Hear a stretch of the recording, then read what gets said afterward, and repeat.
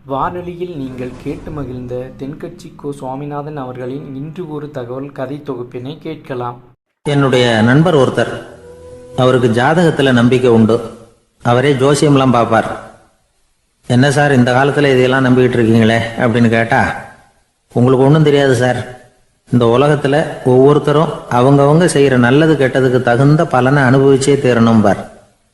அது மட்டும் இல்லை, ஒருத்தர் செத்துட்டா கூட அவன் செஞ்ச பாவ புண்ணியங்கள் கூடவே போய்கிட்டு இருக்கோம் பார். அது எப்படி கூட போவோம் அப்படின்னு குதர்க்கமாக கேட்டால், அதுக்கு அவர் ஒரு கதை சொன்னார். அது ரொம்ப சுவாரஸ்யமாக இருந்தது. அது என்ன கதைன்னா, ஒரு ஊரில் ஒருத்தர் இருந்தாராம். அவர் ஜோசியம் பார்க்குறதுல ரொம்ப கெட்டிக்காரரான். ஒருத்தருடைய தலைமுடியை மட்டும் அவர்கிட்ட காட்டினா போதும், அதை மட்டும் பார்த்துட்டு அவருடைய ஜாதகத்தையே அலசி போடுவாராம். அப்பேற்பட்ட திறமை. அந்த ஆள் ஒரு சமயம் கன்னியாகுமரி கடற்கரைக்கு போயிருந்திருக்கார். அங்கே கரை ஓரமாக ஒரு மண்டை ஓடு கிடந்திருக்கு. அதை எடுத்து பார்த்துருக்கார். அந்த மண்டை ஓட்டை வச்சுக்கிட்டே அதோட ஜாதகத்தை அலசியிருக்கார்.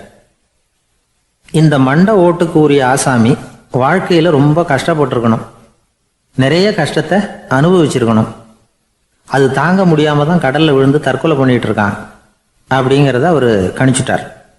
இருந்தாலும் இந்த மண்டை ஓடு இன்னமும் அனுபவிக்க வேண்டியது பாக்கி இருக்கு அப்படிங்கிறத அவர் உணர்ந்தாராம்.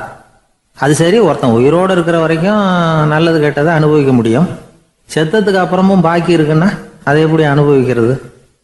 இந்த மண்டை ஓட்டுக்கு இன்னும் கொஞ்சம் பாக்கி இருக்குங்கிறது அவருக்கு புரிஞ்சதே தவிர அதோட அர்த்தம் என்னங்கிறது சரியாக விளங்கலை. சரி, இதை இன்னும் கொஞ்சம் விவரமாக ஆராய்ச்சி பண்ணுவோம் அப்படின்னு நினச்சிக்கிட்டு அதை தன்னுடைய வீட்டுக்கு எடுத்துகிட்டு போயிட்டார். அந்த மண்டை ஓட்டை ஒரு பெட்டியில் வச்சு பூட்டினார். தன்னுடைய தனி அறையில் அதை பத்திரமா வச்சுக்கிட்டார். தினமும் ராத்திரி ஆனதும் தன்னுடைய மனைவியை பார்த்து, நீ போய் பூஜை அறையில் தனியாக படுத்துக்க அப்படின்னு சொல்லிவிட்டு தினம் ராத்திரி 12 மணிக்கு பெட்டியை திறந்து அவர் பார்ப்பார். மண்டை ஓடு அப்படியே இருந்தது தவிர இன்னும் கொஞ்சம் பாக்கி இருக்குங்கிறதுக்கு அர்த்தம் அவருக்கு விளங்கலை. அந்த மண்டை ஓட்டுக்கு இன்னும் என்ன பாக்கி இருக்க போகுது? எப்படியோ ஒரு 10 நாள் போச்சு. அந்த வீட்டம்மாவுக்கு சந்தேகம் வந்துட்டுது. நம்ம வீட்டுக்காரரு நம்மளை தனியாக ஏன் தூங்க சொல்கிறார் அப்படிங்கிற சந்தேகம். உடனே பக்கத்து வீட்டு அம்மா கிட்ட விஷயத்தை சொல்லியிருக்கிறாங்க. அந்த அம்மா உடனே, நீ கவலைப்படாத, நான் கண்டுபிடிச்சி சொல்கிறேன் அப்படின்னு சொல்லிவிட்டாங்களாம். அன்னைக்கு ராத்திரியே ஜன்னல் வழியாக எட்டி பார்த்துருக்குறாங்க. இந்த ஆள் மண்டை ஓட்டை கையில் வச்சுக்கிட்டு அது திருப்பி திருப்பி பார்த்துக்கிட்டு இருக்கிறான். அதை பார்த்துட்டாங்க. மறுநாள் காலையில் அவரோட மனைவியை பார்த்தாங்க. ஏம்மா, உன் வீட்டுக்காரருக்கு நீ முதல் மனைவியா 2வது மனைவியா அப்படின்னு கேட்டாங்களாம். எனக்கு தெரிஞ்ச வரைக்கும் நான் ஒருத்தி தான் அவருடைய மனைவி அப்படின்னாங்களாம் அவங்க. அப்படி இல்லை, நீ அவருக்கு 2வது மனைவி. முதல் மனைவியின் மண்டை ஓட்டை தான் அவர் தினமும் ராத்திரியில் எடுத்து பார்த்துக்கிட்டு இருக்கிறார் அப்படின்னாங்க அடுத்த வீட்டு அம்மா. அப்படியா விஷயம் அப்படின்னு சொல்லிவிட்டு கணவன் வீட்டில் இல்லாத நேரமாக பார்த்து அந்த மண்டை ஓட்டை எடுத்து கொண்டாந்து ஒரு உரல்ல போட்டு உலக்கையால குத்தி நொறுக்க ஆரம்பிச்சிட்டாங்க. வெளியில போயிருந்த அந்த ஆள் அப்போதான் உள்ள நுழைஞ்சார். மண்டை ஓடு உலக்கை கிட்ட குத்து வாங்கிட்டு இருக்கு. அது அனுபவிக்க வேண்டியது இன்னும் கொஞ்சம் பாக்கி இருக்குங்கிறதுக்கு அர்த்தம் எனக்கு இப்பதான் புரிஞ்சுது அப்படின்னாராம் அவர். இந்த கதையிலேருந்து நாம் இன்னொரு நீதியையும் புரிஞ்சுக்கணும். அதாவது நம்ம வீட்டை பற்றி நமக்கு புரியாததெல்லாம் அடுத்த வீட்டுக்கு. ஒரு ஊரில் 4 நண்பர்கள் இருந்தாங்க. 4 பேரும் சோம்பேறிகள். 4 பேருக்கும் எந்த வேலையும் செய்யறதுக்கு உடம்பு வளையறதில்ல. இருந்தாலும் சோம்பேறித்தனத்தில் ஒருத்தருக்கு ஒருத்தர் கொஞ்சம் வித்தியாசம் உண்டு. அதுக்கு தகுந்த மாதிரி அவங்களுக்கு பேர் அமைஞ்சு போச்சு. ஒருத்தன் கால் சோம்பேறி, இன்னொருத்தன் அரை சோம்பேறி, அடுத்தவன் முக்கால் சோம்பேறி, கடைசி ஆள் முழு சோம்பேறி. இவங்க 4 பேரும் நண்பர்கள். அப்புறம் எப்படி காரியம் நடக்கும்? 4 பேரும் ஒரு வீதியில் அப்படியே நடந்து போய்கிட்டு இருக்கிறாங்க. நல்ல பசி. எங்கேயாவது சோறு போடுவாங்களா அப்படின்னு பார்த்துக்கிட்டே வந்தாங்க. அவங்க வந்த வழியில் ஒரு ரூபாய் காசு கிடந்தது தரையில். அவங்க கண்ணில் அது பட்டுது. அதனால அதை குனிஞ்சு எடுக்கணுமே, அதுக்கு சோம்பேறித்தனம். முழு சோம்பேறி பார்த்தான். பக்கத்தில் வந்துக்கிட்டு இருந்த முக்கால் சோம்பேறிக்கிட்ட சொன்னானா, டேய் அதை கொஞ்சம் குனிஞ்சு எடுறா அப்படின்னானா. அவன் என்ன பண்ணான் தெரியுமா? அதுக்கு அடுத்தபடியாக வந்த அரை சோம்பேறிக்கிட்ட சொன்னானா, டேய் நீ அதை கொஞ்சம் குனிஞ்சு எடுறா அப்படின்னானா. அவன் இவனை விட மோசம், அடுத்தவங்கிட்ட சொல்லியிருக்கிறான். அவனும் குனியறதுக்கு தயாராக இல்லை. ஆக கூடி கடைசியில் யாருமே காசை எடுக்கலை. என்னத்துக்கு அனாவசியமாக உடம்ப வளைச்சிக்கணும் அப்படின்னு எல்லாரும் பேசாமல் வந்துட்டாங்க. அவங்க பாட்டுக்கு நடந்து வந்துக்கிட்டே இருக்கிறாங்க. எதிரில் ஒருத்தன் வாழைப்பழத்தை வண்டியில் வச்சு தள்ளிக்கிட்டே வந்தான். ரூபாய்க்கு 4 பழம்னு கூவி விற்றுக்கிட்டே வர்றான். இப்போ அந்த முழு சோம்பேறி சொன்னானா, டேய் வழியில் கிடந்ததை 1 ரூபா அதையாவது எடுத்துக்கிட்டு வந்திருந்தா இப்போ இந்த பழத்தை வாங்கி ஆளுக்கு ஒன்று சாப்பிட்லாமே அப்படின்னானா. ஆமாம் சாப்பிட்ருக்கலாமே அப்படின்னாங்களாம் மற்றவங்களும். ஆனாலும் திரும்பி போய் அதை எடுக்கணும்னு யாருக்கும் தோணலை. பேசாமல் சோர்ந்து போய் நடந்து வந்தாங்களாம். இருட்டி போச்சு. வழியில் ஒரு கோவில். சரி இங்கேயே படுத்து தூங்குவோம் அப்படின்னா ஒருத்தன். அதுதான் சரின்னாங்க மற்றவங்களும். அப்படியே மண்டபத்தில் படுத்துட்டாங்க. கோவில் அர்ச்சகர் வேலையெல்லாம் முடிச்சு விட்டு வெளியில் வந்திருக்காரு. இவங்கள பார்த்தாராம். ஏன் இப்படி சோர்ந்து போய் கிடக்குறீங்க அப்படின்னு விசாரிச்சிருக்காரு. 2 நாளாச்சுங்க நாங்கள் சாப்பிட்டு அப்படின்னாங்களாம். அவர் உடனே ஐயோ பாவம் அப்படின்னு சொல்லி பானை, விறகு, அரிசி, தண்ணி எல்லாம் கொடுத்து நீங்களே சமையல் பண்ணி சாப்பிட்டுக்குங்க அப்படின்னு சொல்லிவிட்டு போயிட்டார். இந்த 4 பேருக்கும் சமையல் பண்ணி சாப்பிட்ணும்னு ஆசையாக தான் இருந்தது. ஆனால் அடுப்பு பற்ற வைக்கணுமே, அதுக்கு தீப்பெட்டி வேணுமே. தீப்பெட்டி இல்லை. இப்போ முழு சோம்பேறி ஆரம்பித்தான். அடுத்தவனை பார்த்து டேய் கடைக்கு போய் ஒரு தீப்பெட்டி வாங்கிட்டு வாயேன் அப்படின்னு நானா. அவன் வழக்கம் போல் அடுத்தவங்ககிட்ட சொல்லியிருக்கான். அவன் அதுக்கு அடுத்தவங்ககிட்ட சொல்லியிருக்கிறான். கடைசியாக கால் சோம்பேறிக்கிட்ட வந்து சேர்ந்தது. அவனும் அது நம்மால் முடியாது அப்படின்னு பேசாமல் இருந்துட்டான். இப்போ தீப்பெட்டி வேணுமே, அதுக்கு என்ன பண்ணுறது? அவங்களுக்குள்ளே பேசி ஒரு முடிவுக்கு வந்தாங்களாம். அதாவது யார் முதல்ல வாயை திறந்து பேசுகிறாங்களோ அவங்க தான் தீப்பெட்டி வாங்கிறதுக்கு போகணும் அப்படின்னு. அவ்வளவுதான். உடனே 4 பேரும் வாயை கெட்டியாக மூடிக்கிட்டு படுத்துக்கிட்டாங்க. அவங்க சமையல் பண்ணி சாப்பிட்டாங்களா என்ன அப்படிங்கிறது அர்ச்சகருக்கு தெரியல. சரி பார்த்துட்டு வரலாமேன்னு வந்தார். வந்து பார்க்குறாரு, இவங்க 4 பேரும் அசையாமல் படுத்து கிடக்குறாங்க. அர்ச்சகர் பயந்துட்டார். ஒருவேளை பசி தாங்காமல் செத்து போட்டாங்களோ அப்படிங்கிற பயம், அல்லது நாம் கொடுத்த உணவுப் பொருளில் ஏதாவது விஷம் கலந்துருக்குமோ அப்படின்னும் பயந்தார்.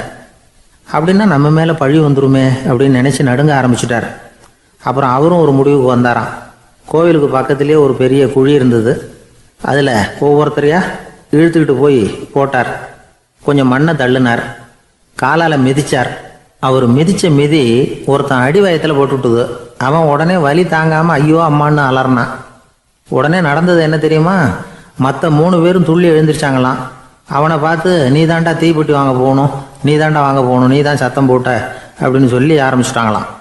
அர்ச்சகர் பார்த்தார். இது பேய் மாதிரி தெரியுதுன்னு நினச்சிக்கிட்டு ஒரே ஓட்டமாக ஓடி போட்டாராம். கிராமப்புறங்களில் இப்படி ஒரு கதையை சொல்கிறது உண்டு. சோம்பல்ங்கிறது நம்ம முன்னேற்றத்துக்கு பெரிய தடை அப்படிங்கிறத நாம் புரிஞ்சுக்கணும். அதுதான் இந்த கதை சொல்கிற நீதி. ஒரு பள்ளிக்கூடத்தில் ஒரு புதுமையான போட்டி நடந்துதான். அதாவது சோம்பேறித்தனத்துக்கு பரிசு. அதில் 2வது பரிசு யாருக்குன்னு அறிவிச்சாங்க. ஒரு பையன் எழுந்திரிச்சு மெதுவாக நடந்து போய் பரிசை வாங்கிட்டான். அடுத்தது முதல் பரிசு யாருக்கு அப்படின்னு அறிவிச்சாங்களாம். அவன் கடைசி வரிசையிலேருந்து கத்தினானான், ஐயா அதையும் அந்த பையன் மூலமாகவே கொடுத்து அனுப்பி வச்சுருங்க, இங்கே வந்தது நான் வாங்கிக்கிறேன் அப்படின்னு நானான். ஒரு ஏரி ஓரமாக 2 பசங்க நடந்து போய்கிட்டு இருக்கிறாங்க. அதில் ஒருத்தன் பணக்கார வீட்டு பையன், இன்னொருத்தன் ஏழை. இவங்க 2 பேரும் போய்கிட்டு இருக்கிறாங்க. வழியில் ஒரு இடத்துல ஒரு ஜோடி செருப்பு இவங்க கண்ணில் படுது. ஒரு விவசாயி அந்த செருப்பை அங்கே விட்டுட்டு பக்கத்தில் இருந்த ஏரியில் கை காலை கழுவிட்டு இருக்கிறார். உடனே அந்த பணக்கார பையனுக்கு ஒரு ஐடியா. அவன் சொன்னானா, டேய் இப்போ ஒரு வேடிக்கை செய்யலாம். அந்த செருப்பு 2ஐயும் தூக்கி எட்டத்தில் வீசி எரிஞ்சிருவோம். அந்த ஆள் வந்து பார்த்துட்டு செருப்பை தேடி அல்லாடுவான், அங்கேயும் இங்கேயும் ஓடுவான், திருன்னு முழிப்பான். அதை பார்த்து நாம் ரசிக்கலாம், நல்ல தமாஷா இருக்கும் அப்படின்ட்டுருக்கான்.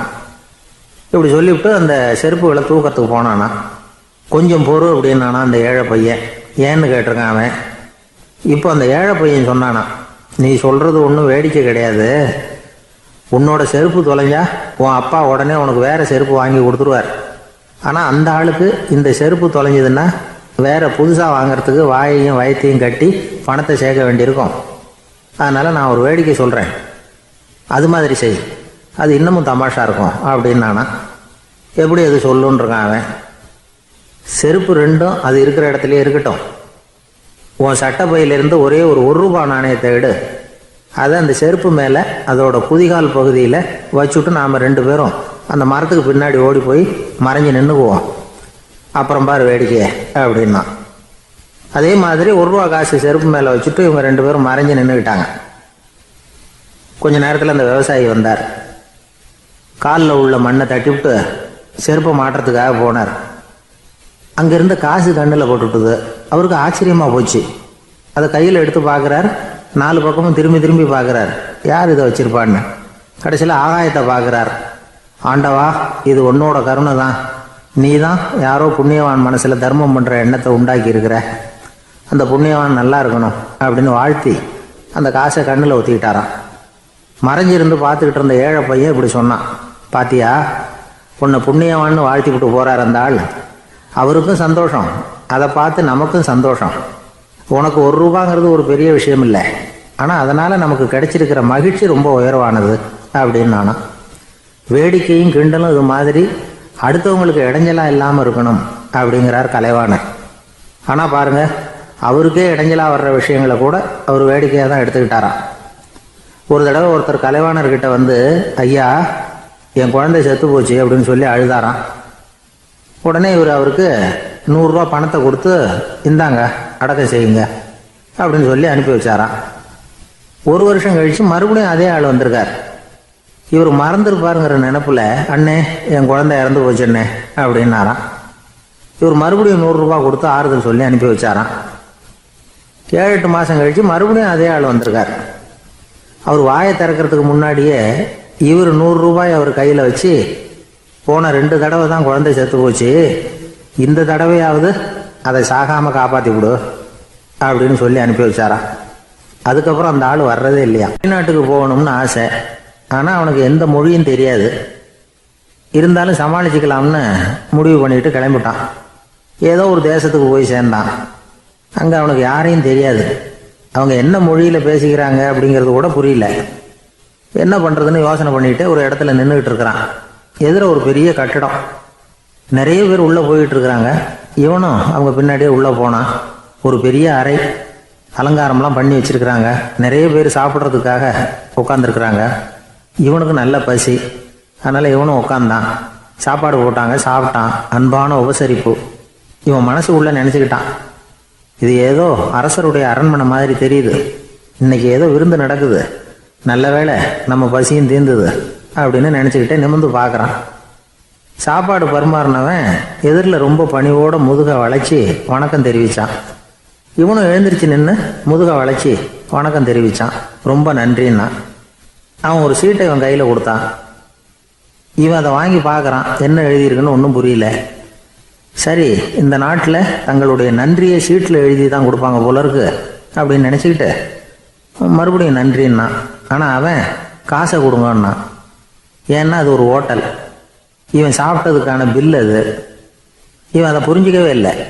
நன்றின்னு அந்த சீட்டில் எழுதி கொடுக்குறாங்க போல இருக்கு அப்படின்னு நினச்சிக்கிட்டு அதை வாங்கி சட்டை பையில் பத்திரமா வச்சுக்கிட்டு, பரவாயில்லைங்க, ரொம்ப மகிழ்ச்சின்னா.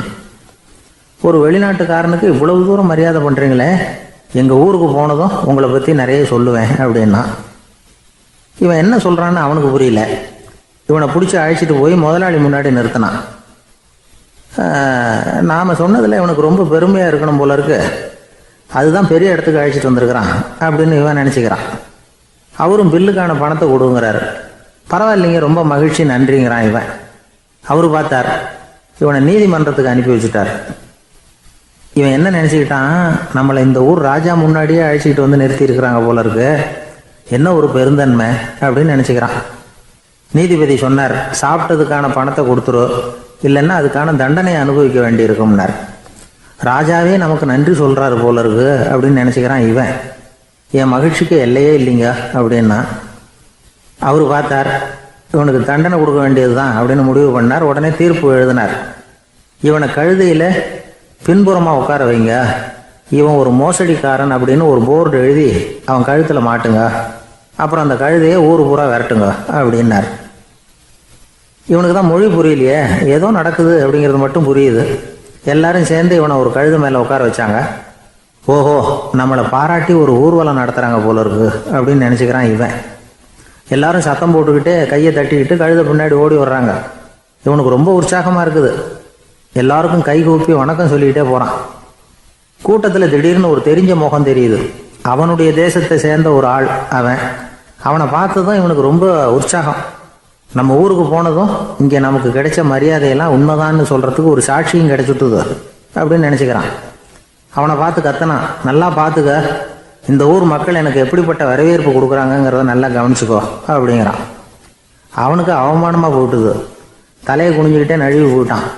இவன் பார்த்தான், அவன் தலை தெரியல. ஆகா, அவனுக்கு நம்ம மேலே பொறாமை போல இருக்கு, அதனால தான் காணாமல் போயிட்டான் அப்படின்னு நினச்சிக்கிறான். இப்படி ஒரு வேடிக்கை கதையை பெரியவங்க சொல்கிறது உண்டு. கதை வேடிக்கையாக இருந்தாலும் இதில் உள்ள கருத்து என்ன தெரியுமா? அந்த கழுதை மேலே உட்காந்துருக்கிறானே, அது மாதிரி தான் நாமளும் அகங்காரங்கிற கழுதை மேலே உட்காந்துக்கிட்டு இருக்கோமா. நாமளும் கிட்டத்தட்ட அதே மாதிரி பிரம்மையில் தான் இருக்கிறோமா. என்ன நடக்குதுங்கிறதே புரியறதில்லை. அகங்காரத்தில் பேசுகிறவனுக்கும் சித்த சுவாதீனம் இல்லாமல் பேசுகிறவனுக்கும் அதிக வித்தியாசம் இருக்கிறதில்ல. அது மாதிரி ஒருத்தன் தன்னுடைய வீட்டை சுற்றி சேற்றை வாரி இறைச்சிக்கிட்டு இருந்தானா. அந்த வழியாக வந்த ஒரு பெரியவர் அதை பார்த்துருக்கார். என்னப்பா பண்ணிகிட்டு இருக்கிற அப்படின்னு கேட்டாரான். கழுதைகளை விரட்டிக்கிட்டு இருக்கிறேன் அப்படின்னானா. இங்கே கழுதைகளே காணுமே அப்படின்னாரான் அவர். அதுதான் ஏற்கனவே விரட்டி விட்டனே அப்படின்னானா இவன். ஒரு ரயில் வேகமாக போயிட்டுருக்கு. அது ஒரு ரயில்வே ஸ்டேஷனில் கொஞ்சம் நேரம் நின்றுது. அப்போது அதில் ஒரு ஆள் ஏறினார். தலையில் ஒரு மூட்டையை வச்சுருந்தார். மூட்டையை தலையில் சுமந்துக்கிட்டே உள்ளே வந்தார். மூட்டையை தலையில் சுமந்துக்கிட்டே ஒரு இடத்துல உட்காந்தார். ரயில் மறுபடியும் புறப்பட்டது. இவர் தன் தலையில் இருந்த மூட்டையை கீழே இறக்கி வைக்கணும்ல, வைக்கல, சுமந்துக்கிட்டே வரார். எதிரில் உட்காந்துருந்தவர் கேட்டார், ஏங்க ஏன் இப்படியே உட்காந்துருக்குறீங்க தலையில் மூட்டையை வச்சுக்கிட்டு? மூட்டையை கீழே இறக்கி வைக்கலாமே அப்படின்னார். வேணாங்க, பாவம், தலையில் இருக்கிற மூட்டையை இறக்கி ரயிலில் வச்சா ரயிலுக்கு பாரம் அதிகமாக இருக்கும் அப்படின்னார் அவர். இப்படி ஒரு ஆளை பார்த்தா நமக்கு சிரிப்பு தான் வரும். ஏன்னா ரயிலுங்கிறது அந்த மூட்டையையும் சேர்த்து சுமந்துக்கிட்டு தான் போகுது. அவன் அந்த மூட்டையை தலையில் வச்சுருந்தாலும் ஒன்று தான், தரையில் வச்சுருந்தாலும் ஒன்று தான். அதனால் ரயிலுக்கு எந்த மாற்றமும் ஏற்பட போகிறதில்ல. அதே மாதிரி தான் நம்ம மனமும். இதுவும் ஒரு தேவையில்லாத சுமை, அனாவசியமாக சுமந்துக்கிட்டு இருக்கிறோம். இதை கீழே இறக்கி வச்சுட்டா வாழ்க்கை பிரயாணம் சுகமாக இருக்கும். ரயில் பிரயாணம் பண்ணுற அந்த ஆள் மூட்டையை சுமக்கிறான், வாழ்க்கை பிரயாணம் பண்ணுற நாம மனசை சுமக்கிறோம். இது ரெண்டுக்கும் எந்த வித்தியாசமும் இல்லை. மனசை கீழே இறக்கி வச்சுட்டா பாரம் இல்லாமல் வாழலாம், பறவைகள் மாதிரி பறக்கலாம், குழந்தைகள் மாதிரி கள்ளங்கபடம் இல்லாமல் வாழலாம். இந்த வெளி உலகத்தில் நாம் நிலை பெற்று இருக்கணும், வேரூன்றி இருக்கணும். அதே சமயம் நம்முடைய உள்வெளியில் ஆன்மீக வாழ்க்கையில் பாரம் இல்லாமல் இருக்கணும். அப்போ பறக்கணும், நதியை போல் ஓடணும், மிதக்கணும். பயணம் சுகமாக இருக்கும், களைப்பு தெரியாது, கவலை தெரியாது. ஒரு சீடன் போதி தர்மரை நாடி வந்தான். குருவே, நீங்கள் என்ன வெறுமையாக இருக்க சொன்னீங்க, நான் இப்போ மறுபடியும் வெறுமையானவன் ஆகிட்டேன், அதனால் இப்போ என்ன செய்ய சொல்கிறீங்க என்ன அப்படின்னு சொல்லி நின்னான். உடனே அந்த குரு பக்கத்தில் இருந்த ஒரு குச்சியை எடுத்து அவன் தலையில் அடித்து, போய் அந்த வெற்றுத்தன்மையையும் வீசி எறிந்து விட்டு வா அப்படின்னார். நான் இப்போ காலியாக இருக்கிறேன்னு ஒருத்தன் சொல்கிறான்னு வச்சுக்கோங்க, அது உண்மை இல்லை. ஏன்னா இன்னமும் அதில் நான்கிற எண்ணம் இருக்குது. எந்த சிந்தனையும் இல்லாமல் இருக்கிறது கடினம்தான். ஆனாலும் மனிதன் அதில் உள்ள நுட்பத்தை புரிஞ்சுக்கிட்டான்னா இவ்வளவு தூரம் தூக்கி சுமந்துக்கிட்டு வந்த அந்த மனதின் முட்டாள்தனத்தை அவனே பார்த்துட்டு சிரிப்பான். இதுதான் பெரியவங்க சொல்லியிருக்கிற ஆலோசனை. நம்மால் ஒருத்தன் தலையில் ஒரு பெரிய மூங்கில் கூடையோடு ரயிலில் உட்கார்ந்தான். கூடை தலையில் இருந்தது, கீழே இறக்கி வைக்கல. எதிரில் இருந்தவர் கேட்டார், ஏங்க எதுக்காக அதை அனாவசியமாக சுமந்துக்கிட்டே இருக்கீங்க, கீழே இறக்கி வைங்களேன்னார். இல்லைங்க, நான் வீட்டை விட்டு புறப்படும் பொழுதே என் பையன் சொல்லிவிட்டான், கூடையை தலையை விட்டு இறக்கக்கூடாதுன்னு அப்படின்னார். அவன் சின்ன பையன், விவரம் இல்லாமல் சொல்லியிருப்பான். இப்போ என்ன நேரில் வந்தால் பார்த்துக்கிட்டு இருக்கிறான், நீங்கள் இறக்கி வைங்கன்னார் அவர். அவன் நேரில் பார்த்துக்கிட்டு இல்லை, இருந்தாலும் நான் இந்த கூடையை கீழே இறக்கி வச்சா அது அவனுக்கு தெரிஞ்சிடும் அப்படின்னாரு இவர். அது எப்படின்னார் அவர். அவன் தனக்கு டிக்கெட் வாங்க வேணாம்னு சொல்லி இப்போ இந்த கூடைக்குள்ளே தான் உட்காந்துருக்கிறான் அப்படின்னார் இவர்.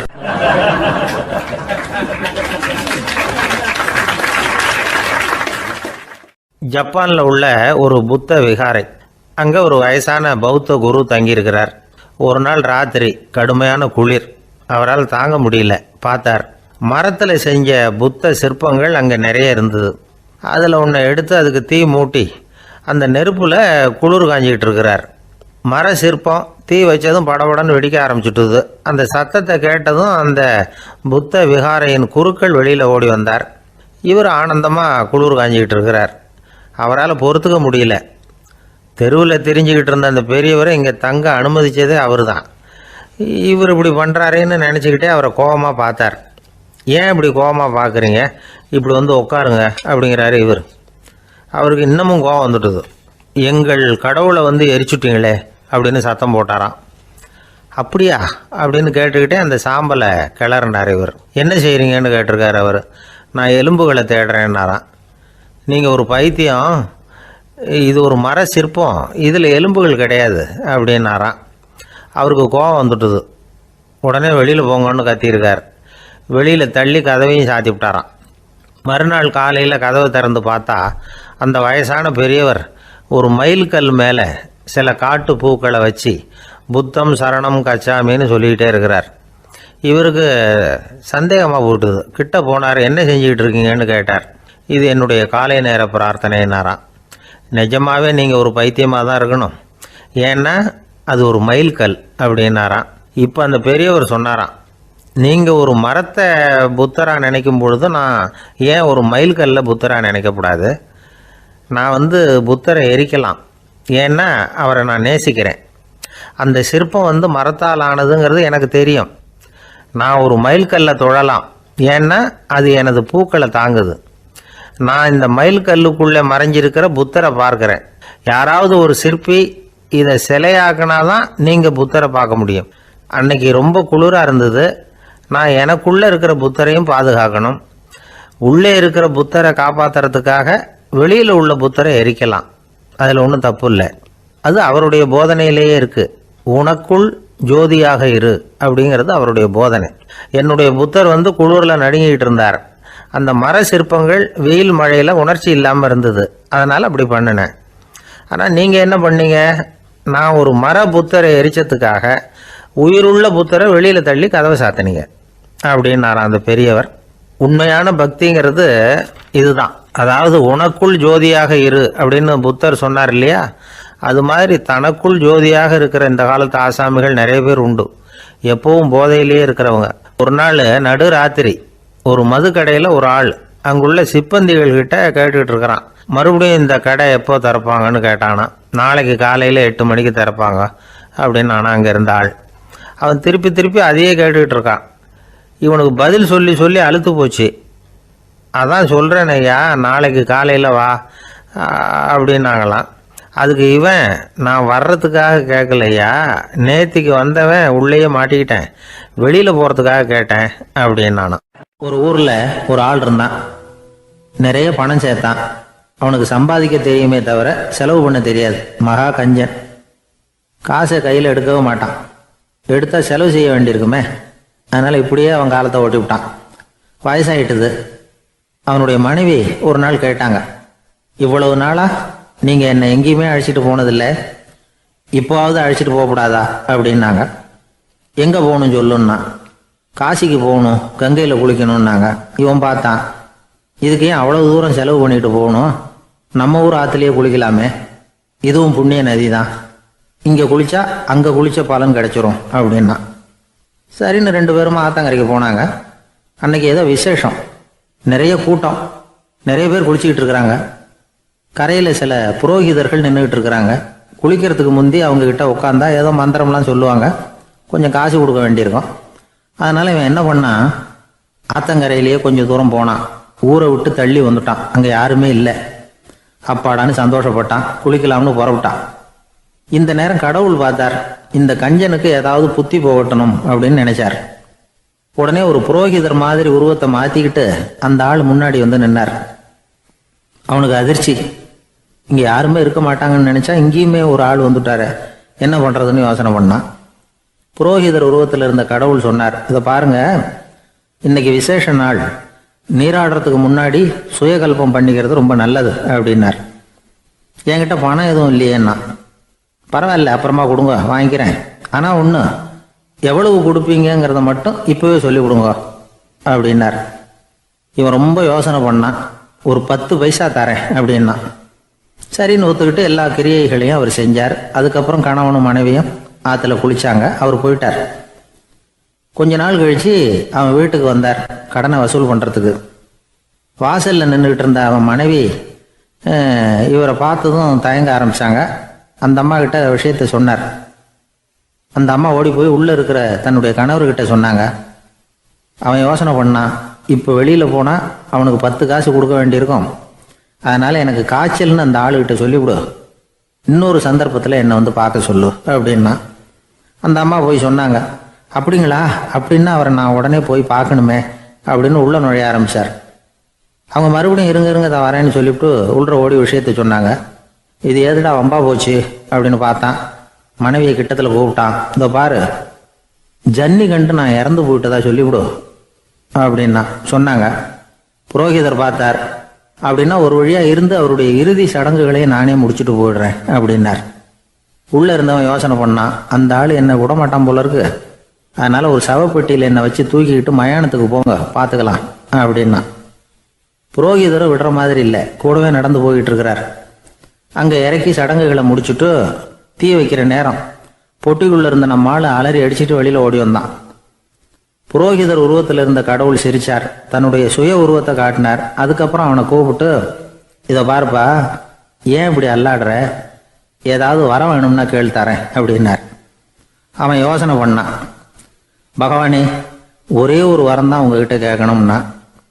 என்ன வேணும் கேளுன்னார். அந்த 10 பைசா தட்சணையை தள்ளுபடி பண்ணால் போதும் அப்படின்னா. கடவுளும் சரின்னு சொல்லிட்டு போயிட்டார். இப்படி ஒரு கதையை சுவாமி சிவானந்தர் சொல்லியிருக்கிறார். செல்வந்தர்கள் பல பேர் இப்படித்தான் இருக்கிறாங்க.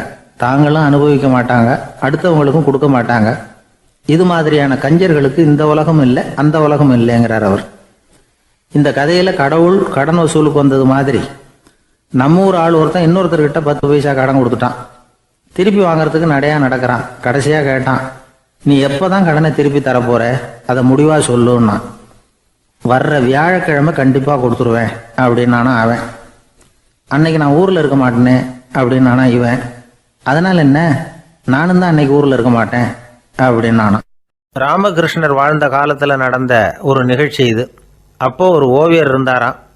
அவருக்கு ஒரு ஆசை, ராமகிருஷ்ணர் படத்தை வரையணும், அதை அவர்கிட்டயே கொண்டுட்டு போய் காட்டி அபிப்பிராயம் கேட்கணும். இதுதான் அந்த ஓவியரின் ஆசை.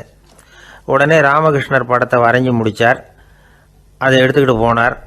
இவர் போன சமயம் அங்கே ராமகிருஷ்ணர் சீடர்களோடு உட்காந்துருக்கிறார். விவேகானந்தர் அங்கே இருக்கிறார். இந்த ஓவியர் கொண்டுகிட்டு போய் தான் வரைந்த ஓவியத்தை அவர்கிட்ட காட்டினார். ராமகிருஷ்ண பரமஹம்சரின் ஓவியத்தை ராமகிருஷ்ணர்கிட்டயே காட்டுறார். ராமகிருஷ்ணர் என்ன பண்ணார் தெரியுமா, அந்த படத்தை பார்த்தார். உடனே அது காலை தொட்டார். குருதேவருடைய இந்த செயல் சீடர்களுக்கு ரொம்ப வியப்பை உண்டு பண்ணிச்சு. சில பேர் மனசுக்குள்ளேயே ரொம்ப குழம்பி போக ஆரம்பிச்சிட்டாங்க, என்ன இப்படி பண்ணுறாருன்னு. என்ன இது அவரோட படம், அவரே அவரோட படத்தின் காலை தொடுறார் அப்படின்னு யோசிச்சாங்க. சில பேர் ஒன்றும் புரியாமல் ஒருத்தர் பார்த்து சிரிச்சுக்கிட்டாங்க. அந்த இடத்துல சீடர்கள் மட்டும் இல்லை, சீடர் அல்லாத பல பேர் இருந்தாங்க. தன்னுடைய காலை தானே தொடர இவருடைய செயல் பற்றி என்ன நினைக்கிறது அப்படின்னு அவங்களும் குழம்பி போய் நிற்கிறாங்க. அந்த படத்தை வரைஞ்சி அவர்கிட்ட காட்டின அந்த ஓவியருக்கும் அதிர்ச்சி.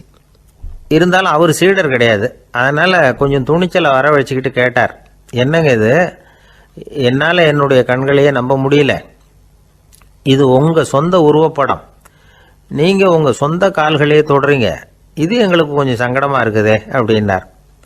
ராமகிருஷ்ணரின் கண்களில் ஆனந்த கண்ணீர் வழிஞ்சுதான். அவர் சொன்னாராம், இது என்னோட படம்ங்கிறது எனக்கு தெரியும், ஆனால் இது என்னோட படம்ங்கிறதுனால நான் இதோட காலை தொடலை. நீ என்னுடைய சமாதி நிலையை இந்த படத்தில் படம் பிடிச்சி காட்டியிருக்கிற, அதனால் அதோட காலை தொடறேன். சமாதி நிலையில் யார் இருந்தாலும், அது என்னுடைய படமாக இருந்தாலும் சரி அல்லது வேற யாருடைய படமாக இருந்தாலும் சரி, படம் யாருதுங்கிறது முக்கியம் இல்லை. இதில் எது முக்கியம்னா அது தன்னை உணர்ந்த ஒரு உணர்நிலையின் படம். அப்படி இருக்கிறப்போ அதோட காலை நான் தொடணும். அதுக்கு நீங்கள் எல்லாரும் ஏன் சங்கடப்படுறீங்கன்னு எனக்கு தெரியல அப்படின்னாராம். இப்போ தான் அங்கேருந்து சீடர்களுக்கும் மற்றவங்களுக்கும் விவரம் புரிஞ்சுதான். இதுக்கு முன்னாடி யாரும் செய்யாததை இவர் செஞ்சிருக்கிறார், ஆனால் அவருடைய காரணம் ரொம்ப நியாயமானது அப்படிங்கிறத உணர்ந்தாங்களாம். இதுவரைக்கும் ஆன்மீகத்தில் சமாதி நிலை, அதாவது தன்னை உணர்ந்த நிலை பற்றி புரிஞ்சுக்கிட்டோம். இல்லறத்தில் ஏற்படக்கூடிய சமாதி நிலை பற்றி உங்களுக்கு தெரியுமா? ஒரு அம்மா டாக்டர்கிட்ட வந்து சொன்னாங்களாம், டாக்டர், என் வீட்டுக்காரருக்கு உடம்புல ஏதோ கோளாறுன்னு நினைக்கிறேன், நான் எவ்வளவு நேரம் பேசினாலும் காதில் விழாத மாதிரி உட்கார்ந்துருக்கிறார் அப்படின்னு ஆகலாம். அதுக்கு அந்த டாக்டர் சொன்னாராம், அம்மா அது உடம்பு கோளாறு இல்லை, அது ஒரு பெரிய திறமை அப்படின்னாராம். எனக்கு இது மட்டும்தான் சார் தெரியும், இதை தவிர வேறு எதுவும் தெரியாது அப்படின்னு சொல்லிக்கிட்டே காலம் தள்ளுறவங்க ரொம்ப பேர். அவங்கெல்லாம் கஷ்டப்பட வேண்டியிருக்கும். ஒருத்தர் தன்னுடைய தொழிலில் ரொம்ப கெட்டிக்காரராக இருக்கலாம், அதுக்காக எப்பவும் அதே ஞாபகத்தில் இருந்துக்கிட்டு உலகியல் அறிவு இல்லாமல் இருந்துடக்கூடாது, அது ஆபத்து. இதுக்காக நம்ம தாத்தா பாட்டிலாம் ஒரு கதை சொல்லுவாங்களே, கேள்விப்பட்டிருக்கீங்களா? ஒரு சமயம் ஒரு 4 பேர் சேர்ந்து வெளியூருக்கு பிரயாணம் போனாங்களாம். அந்த 4 பேர் எப்படி தெரியுமா? ஒருத்தர் வேதாந்தி, இன்னொருத்தர் சங்கீத வித்வான், 3வது ஆள் வைத்தியர், 4வது ஆள் ஜோசியர். இவங்க 4 பேரும் நண்பர்கள். அதனால் சேர்ந்து புறப்பட்டாங்க. வழியில் ஒரு ஊரில் தங்கினாங்க. இருட்டி போச்சு. அதனால் இன்றைக்கி ராத்திரி இங்கேயே தங்கி இருந்துட்டு நாளைக்கு புறப்படலாம் அப்படின்னு தீர்மானம் பண்ணாங்க.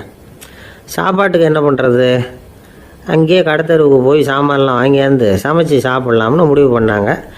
4 பேர் இருக்கிறதுனால ஆளுக்கு ஒரு காரியமாக செய்யலாம் அப்படின்னு வேலையை பிரிச்சுக்கிட்டாங்க. வைத்தியர் கறிகாய் வாங்க போனார், வேதாந்தி எண்ணெய் வாங்க போனார், ஜோசியர் பலசரக்கு வாங்க போனார், சங்கீத வித்வானுக்கு சமைக்கிற வேலை. எல்லாம் சரி, ஆனால் நடந்தது என்ன தெரியுமா? கடைத்தெருவுக்கு காய்கறி வாங்க போனார்ல வைத்தியர், அங்கே போய் மார்க்கெட்டில் பார்த்தார். ஒவ்வொரு கறிகாயாக எடுத்து பார்த்தார். இது பித்தம், உடம்புக்கு ஒத்துக்காது, இது வாயு, உடம்புக்கு ஒத்துக்காது அப்படின்னு ஒவ்வொன்றா தள்ளினார். கடைசியில் ஒன்றுமே தேரல, வெறுங்கையோடு திரும்பி வந்துக்கிட்டு இருக்கிறார். எண்ணெய் வாங்க போனார் வேதாந்தி, அவர் ஒரு தொன்னையில் எண்ணெயை வாங்கினார். பேசாமல் அதை எடுத்துகிட்டு வர வேண்டியது தானே, முடியல.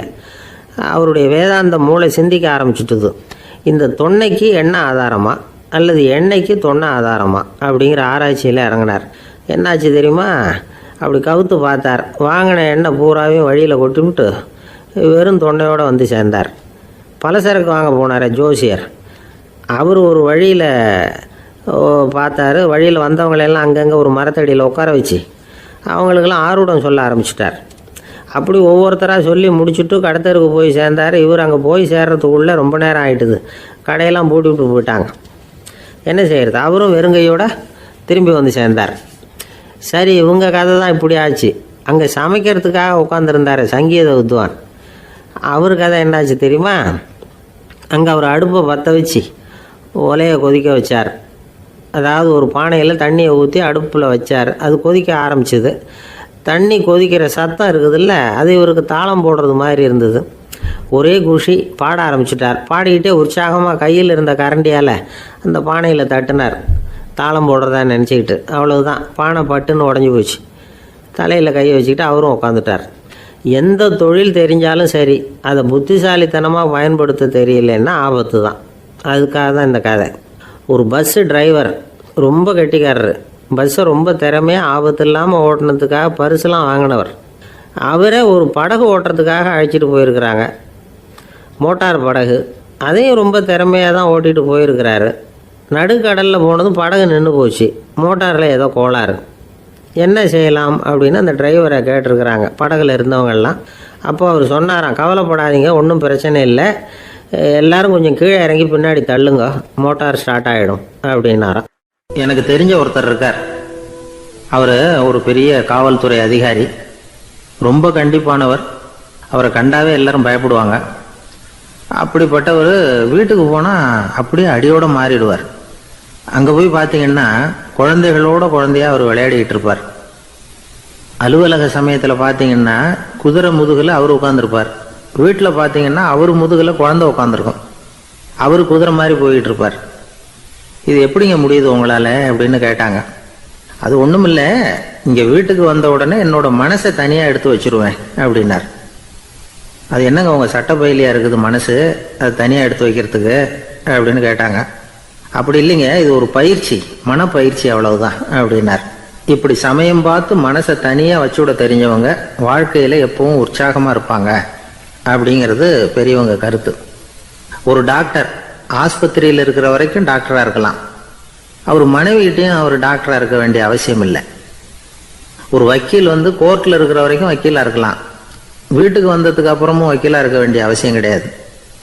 வீட்டில் குழந்தைகள்கிட்ட விளையாடும் பொழுதும் அதுகள்கிட்ட ஃபீஸு கேட்டுக்கிட்டு இருக்கக்கூடாது. நாம் எப்படி இருக்கணும்னு பெரியவங்க சொல்கிறாங்கன்னா, மனசோட சேரக்கூடாதான். அப்படி சேராமல் வாழ்க்கையை கவனிக்கணுமா. மனசை அப்படியே தனியாக எடுத்து பக்கத்தில் வச்சுடணும். அப்படின்னா அதை அப்படியே தூக்கி எறிஞ்சுடு அப்படின்னு அர்த்தம் இல்லை. ஏன்னா மனசுங்கிறது நமக்கு உபயோகப்படக்கூடிய ஒன்று தான். எப்போ எப்போ அது தேவையோ அப்பப்போ எடுத்து உபயோகப்படுத்திக்கணும். தேவைப்படுறப்போ எடுத்து கண்ணாடியை மாட்டிக்கிறோம்ல, படிக்கும் பொழுது கண்ணாடி தேவைப்படுது, எடுத்து மாட்டிக்கிறோம் இல்லையா? அது மாதிரி கணக்கு போடுறதுக்கு மனசு தேவை. கடைக்கு போய் ஒரு பொருள் வாங்குகிறோம், காசு கொடுக்குறோம், மீதி சில்லறை சரியாக இருக்கா அப்படின்னு எண்ணி பார்த்து வாங்க வேண்டியிருக்கு. அந்த சமயத்தில் மனசை எடுத்து தனியாக வச்சுட்டேன் அப்படின்னு சொல்லிட்டு இருக்கக்கூடாது. பரீட்சைக்கு படிக்க வேண்டியிருக்குது, படித்ததையெல்லாம் அப்படியே நினைவில் வச்சுக்க வேண்டியிருக்கு. அந்த சமயத்தில் மனசை தூக்கி எறிஞ்சுட்டேன் சார் அப்படின்னு சொல்லிட்டு இருக்கக்கூடாது. அப்படி சொன்னால் பரீட்சை நம்மளை தூக்கி எறிஞ்சிடும். அதனால் தேவைப்படுறப்போ மனசை உபயோகப்படுத்தணும், தேவையில்லாதப்போ அதை தனியாக ஓய்வு எடுத்துக்க விட்டுடணும். இப்படி நாம் பழக்கப்படுத்திக்கிட்டா வாழ்க்கைங்கிறது நமக்கு புதுசாக தெரியுமா. மனசுக்கும் ஒரு சக்தி கிடைக்கும். எந்திரங்களுக்கு ஓய்வு கொடுக்குற மாதிரி மனசுக்கும் ஓய்வு கொடுக்கணும், இல்லைன்னா அது களைச்சி போயிடும். குழந்தைகள் மனசை சுமந்துக்கிட்டு இருக்கிறது இல்லை. இது முதியவர்கள் குழந்தைகள்கிட்ட இருந்து கற்றுக்க வேண்டிய ஒரு பாடம். ஆனாலும் இந்த கால குழந்தைகள்கிட்ட ரொம்ப எச்சரிக்கையாக இருக்க வேண்டியிருக்கு. ஒரு தாத்தாவும் பேரனும் விளையாடிக்கிட்டு இருக்கிறாங்க. தாத்தா எனக்கு சைக்கிள் ஓட்ட கற்றுக் கொடு அப்படிங்கிறான் பேரன். சைக்கிள் உயரம் கூட இல்லை, அதுக்குள்ளே சைக்கிள் ஓட்டணுமா அப்படின்னார் தாத்தா. ஏன் தாத்தா, ரயில் ஓட்டுறாரு, அவர் என்ன ரயில் நீளமாக இருக்கார் அப்படின்னு கேட்டானா அந்த பையன். சங்கீத வித்வான்களில் பல வகை உண்டு. சில குறிப்பிட்ட ராகங்களை பாடுறதுல அவங்களுக்கு பெருமை வர்றது உண்டு. ஆனால் ஒருத்தர் இருந்தார், அவரால் ஒரு ராகத்துக்கே பெருமை வந்தது. அந்த ராகத்தை அவர் வாசித்து கேட்கணும் அப்படின்னு சொல்லுவாங்க. அது என்ன ராகம்னா தோடி ராகம். சரி, அந்த வித்வான் யாருன்னா அவர் தான் திருவாவடுதுறை ராஜரத்னம் பிள்ளை. பேராசிரியர் கல்கி ஒரு சமயம் தம்முடைய பத்திரிகையில் எழுதினாராம். அதை அப்படியே படிக்கிறேன் கேளுங்களேன். ஆகா, ஸ்ரீ ராஜரத்னம் பிள்ளையின் தோடி ஆலாபனையை முதலில் கேட்டபோது அவருடைய கற்பனையை விட்டு தள்ளுங்கள். நம்முடைய மனதில் என்னென்ன இன்பமயமான கற்பனைகள் எல்லாம் உதித்தன. குழந்தை தாயிடம் கொஞ்சம் குரலை கேட்டோம், அன்னை குழந்தையிடம் கொஞ்சம் குரலை கேட்டோம், ரதியும் மன்மதனும் பேசிக்கொண்ட காதல் மொழிகளை கேட்டோம், முருகன் சிவபெருமான் செவிகுளர மொழிந்த உபதேசத்தை கேட்டோம், கலைமகள் கவிஞனுக்கு அருளிய ஆசி மொழிகளை கேட்டோம், நாரத முனிவருடைய தம்பூரா சுருதியை கேட்டோம், ராவணன் தன் எலும்பை ஒடித்து வீணையாகச் செய்து வாசித்த கானத்தை கேட்டோம், கானப் பறவைகளின் கலகல ஒலியை கேட்டோம், கோலக் குயில்களின் குரல் இனிமையை கேட்டோம். இப்படிலாம் பேராசிரியர் கல்கி விமர்சனம் எழுதியிருக்கிறார். திருவாவடுதுறை ராஜரத்னம் பிள்ளை அவர்களுடைய வாசிப்பை கேட்டுட்டு டி.என். ராஜரத்னம் பிள்ளை இறந்து போனார். அப்போ கவிஞர் கண்ணதாசன் எழுதினார், செவியனில் ஓடி எங்கள் சிந்தையில் ஓடி இந்த புவியெல்லாம் ஓடி நின்பார் பொங்கிய தோடி வேறிங்கு எவரிடம் போகும் ஐய இனி அதை காப்பார் யாவர் அவிந்தனின் சடலத்தோடே அவிந்தது தோடிதானும் அப்படின்னு எழுதினாராம். அந்த அளவுக்கு அவருடைய தோடியை ரசித்தவர்கள் உண்டு. அதே மாதிரி தோடின்னா என்னன்னு தெரியாமலே அவரை ரசித்தவங்களும் அந்த காலத்தில் உண்டு. அதாவது ஒரு பெரிய சபையில் இவர் வாசிச்சுக்கிட்டு இருக்கிறார். பாதியில் ஒரு பெரிய மனுஷன் உள்ளே வந்தார். அவர் உடம்புல பட்டு வேஷ்டி, ஜருகை, அங்கவஸ்திரம், வாயில் வெத்தலை, வாசனை புகையில, காதில் வைரக்கடுக்கன், கழுத்தில் தங்க சங்கிலி, கை விரல் பூரா மோதிரம், கையில் ஒரு வெள்ளி வெத்தலை புட்டி, உதவிக்கு 2 பேர் பக்கத்தில். இவ்வளவு பந்தாவோடு வரார் கச்சேரி கேட்கறதுக்கு. இப்படி வந்தவர் முதல் வரிசையில் உக்காந்தார். வித்வான் வாசித்து முடித்ததும் இவர் அவரை பார்த்து, ஐயா நீங்கள் தோடி வாசிக்கிறதுல ரொம்ப கெட்டிக்காரர்னு கேள்விப்பட்டிருக்கேன், அதை கேட்கறதுக்காக தான் மெனக்கிட்டு வந்திருக்கிறேன், அதை வாசிங்களேன் அப்படின்னாராம் இந்த பெரியவர். ராஜரத்னம் பிள்ளைக்கு ஒன்றும் புரியல. ஏன்னா இது வரைக்கும் அவர் வாசிச்சுக்கிட்டு இருந்ததே அந்த தோடி ராகத்தை தான். அதை வாசித்து முடித்ததும் அதை வாசிங்களேன்னு இவர் கேட்குறார். அப்படின்னா இவரோட ஞானம் எப்படிப்பட்டது? இவ்வளவும் கேட்டுட்டு இப்படி கேட்குறாரே அப்படின்னு அவர் யோசிச்சிருக்கிறார் ராஜரத்னம் பிள்ளை. உடனே என்ன பண்ணார் தெரியுமா? பக்கத்தில் ரொம்ப சாதுவாக சுருதி போட்டுக்கிட்டு இருந்த ஒரு முதுகில் ஓங்கி ஒரு குத்து விட்டாராம். அவருக்கு ஒன்றும் புரியல, எதுக்கு நம்மளை அடிக்கிறார் இவர், நம்மளை குத்துறாரு வித்வான்னு. அவர் அதிர்ச்சியால் இவர் நிமிர்ந்து பார்த்துருக்கார்.